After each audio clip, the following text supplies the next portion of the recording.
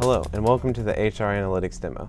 As a professional in the HR realm, you're probably already using at least one HR application, whether that's for recruitment, workforce planning, or talent management. But with this demo, you're probably looking to take that to the next level. Whether you want to use machine learning to analyze into deeper insights, or if you want to take multiple data sources beyond your HCM application and use those.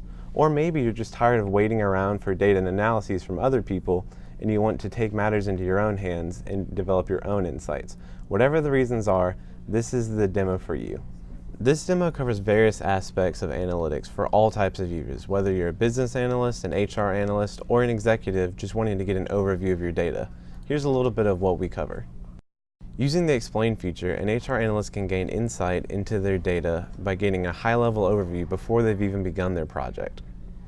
Using the Day-by-Day mobile app, anyone can simply speak to their phone and find out information about their HR data, such as, show me the attrition by months for China.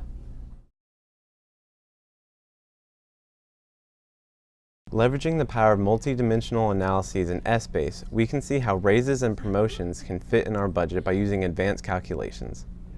We can also use the write-back function to write directly back to our Essbase and run what-if analyses to see what would happen to the budget if we were to adjust our numbers, such as increasing the amount of competitive salary increases that we're going to give for this year.